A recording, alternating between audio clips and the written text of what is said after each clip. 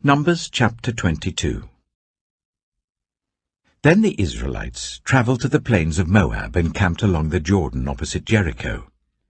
Now Balak, son of Zippor, saw all that Israel had done to the Amorites, and Moab was terrified because there were so many people. Indeed, Moab was filled with dread because of the Israelites. The Moabites said to the elders of Midian, "This horde is going to lick up everything around us, as an ox licks up the grass of the field."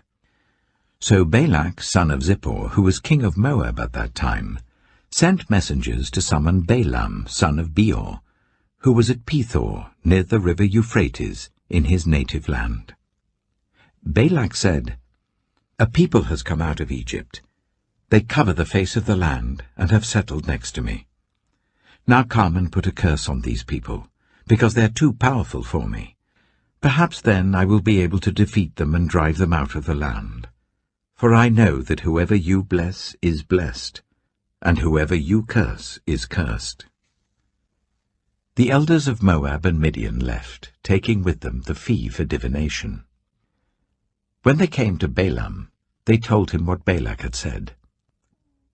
"Spend the night here," Balaam said to them, "and I will report back to you with the answer the Lord gives me."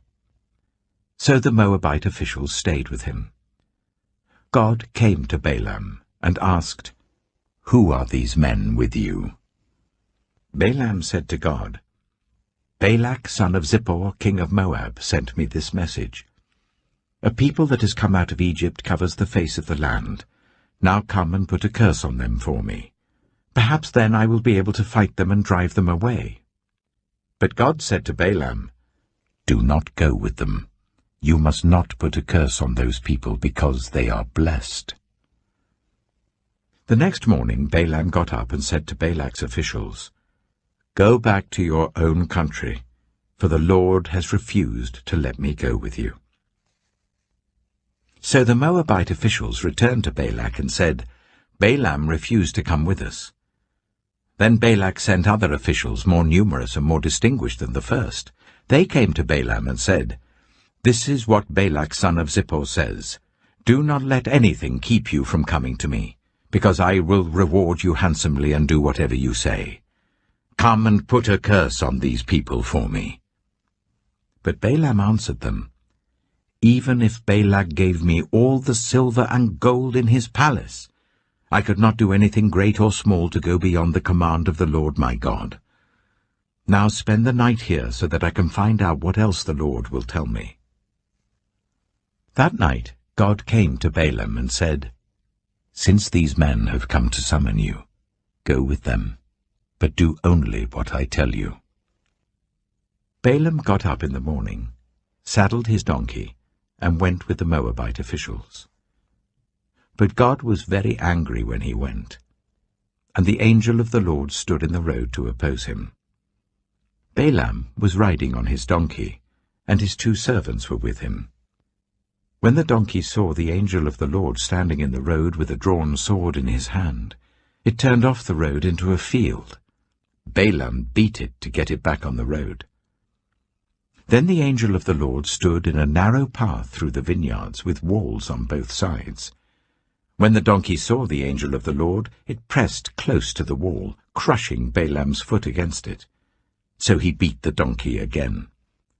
Then the angel of the Lord moved on ahead and stood in a narrow place where there was no room to turn, either to the right or to the left. When the donkey saw the angel of the Lord, it lay down under Balaam, and he was angry and beat it with his staff. Then the Lord opened the donkey's mouth, and it said to Balaam, "What have I done to you to make you beat me these 3 times?" Balaam answered the donkey, "You have made a fool of me. If only I had a sword in my hand, I would kill you here and now." The donkey said to Balaam, "Am I not your own donkey, which you have always ridden to this day? Have I been in the habit of doing this to you?" "No," he said. Then the Lord opened Balaam's eyes, and he saw the angel of the Lord standing in the road with his sword drawn. So he bowed low and fell face down. The angel of the Lord asked him, "Why have you beaten your donkey these 3 times? I have come here to oppose you because your path is a reckless one before me. The donkey saw me and turned away from me these 3 times.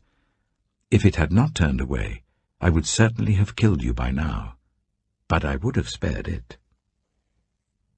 Balaam said to the angel of the Lord, "I have sinned. I did not realize you were standing in the road to oppose me.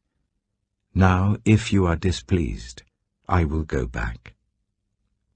The angel of the Lord said to Balaam, "Go with the men, but speak only what I tell you." So Balaam went with Balak's officials. When Balak heard that Balaam was coming, he went out to meet him at the Moabite town on the Arnon border, at the edge of his territory. Balak said to Balaam, "Did I not send you an urgent summons? Why didn't you come to me? Am I really not able to reward you?" "Well, I've come to you now," Balaam replied, "but I can't say whatever I please. I must speak only what God puts in my mouth." Then Balaam went with Balak to Kiriath-Huzoth. Balak sacrificed cattle and sheep and gave some to Balaam and the officials who were with him. The next morning Balak took Balaam up to Bamoth Baal, and from there he could see the outskirts of the Israelite camp. Numbers chapter 23. Balaam said, "Build me 7 altars here, and prepare 7 bulls and 7 rams for me." Balak did as Balaam said, and the 2 of them offered a bull and a ram on each altar. Then Balaam said to Balak, "Stay here beside your offering while I go aside. Perhaps the Lord will come to meet with me. Whatever he reveals to me I will tell you." Then he went off to a barren height. God met with him, and Balaam said, "I have prepared 7 altars, and on each altar I have offered a bull and a ram." The Lord put a word in Balaam's mouth and said, "Go back to Balak and give him this word." So he went back to him and found him standing beside his offering with all the Moabite officials. Then Balaam spoke his message. "Balak brought me from Aram, the king of Moab from the eastern mountains. 'Come,' he said, 'curse Jacob for me. Come, denounce Israel.' How can I curse those whom God has not cursed? How can I denounce those whom the Lord has not denounced? From the rocky peaks I see them, from the heights I view them. I see people who live apart and do not consider themselves one of the nations. Who can count the dust of Jacob, or number even a 1/4 of Israel? Let me die the death of the righteous, and may my final end be like theirs."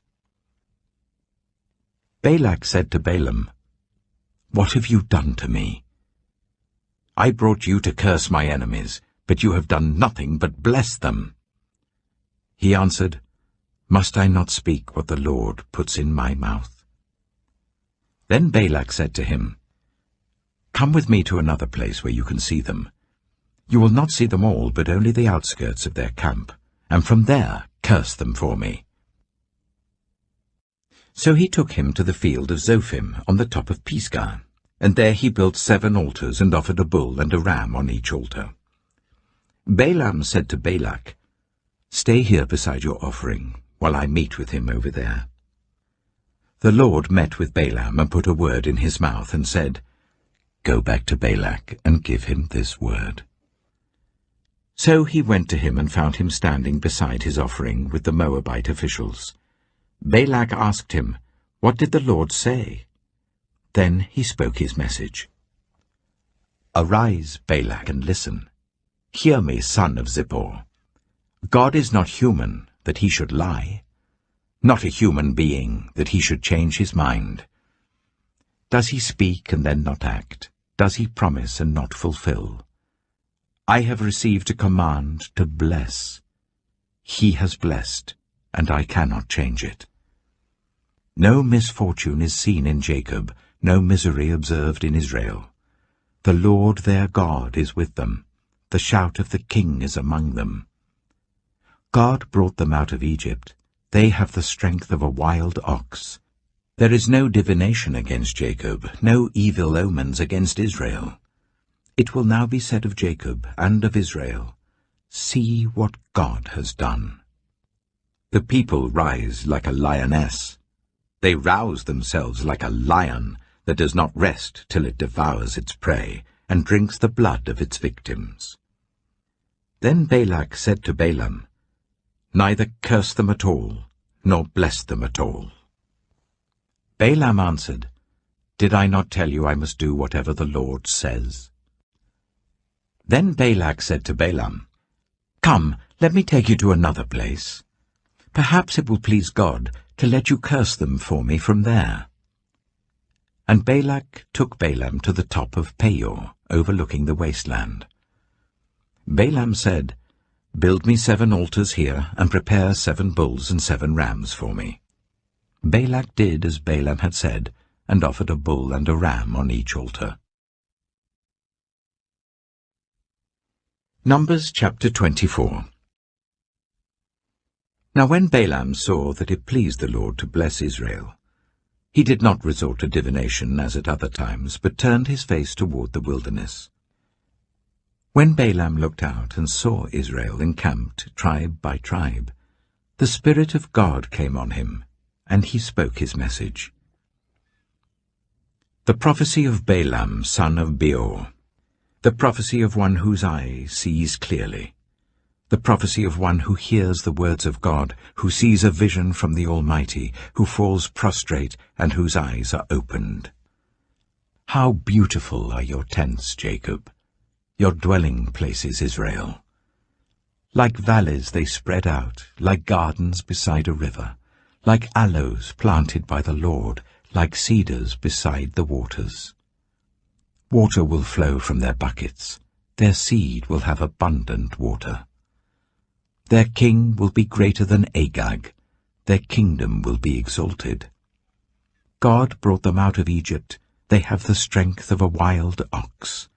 They devour hostile nations and break their bones in pieces.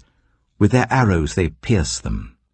Like a lion they crouch and lie down, like a lioness. Who dares to rouse them? May those who bless you be blessed, and those who curse you be cursed. Then Balak's anger burned against Balaam. He struck his hands together and said to him, I summoned you to curse my enemies, but you have blessed them these 3 times. Now leave at once and go home. I said I would reward you handsomely, but the Lord has kept you from being rewarded. Balaam answered Balak, did I not tell the messengers you sent me? Even if Balak gave me all the silver and gold in his palace, I could not do anything of my own accord, good or bad, to go beyond the command of the Lord. And I must say only what the Lord says. Now I am going back to my people, but come, let me warn you of what this people will do to your people in days to come. Then he spoke his message.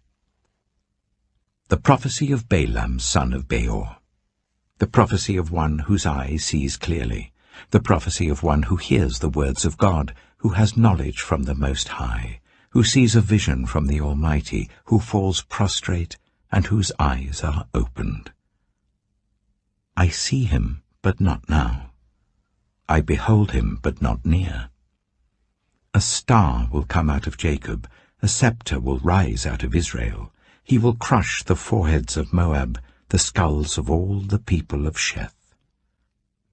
Edom will be conquered. Seir, his enemy, will be conquered. But Israel will grow strong. A ruler will come out of Jacob and destroy the survivors of the city. Then Balaam saw Amalek and spoke his message. Amalek was first among the nations, but their end will be utter destruction. Then he saw the Kenites and spoke his message. Your dwelling place is secure, your nest is set in a rock. Yet you Kenites will be destroyed when Ashur takes you captive." Then he spoke his message. Alas, who can live when God does this? Ships will come from the shores of Cyprus. They will subdue Ashur and Eber, but they too will come to ruin.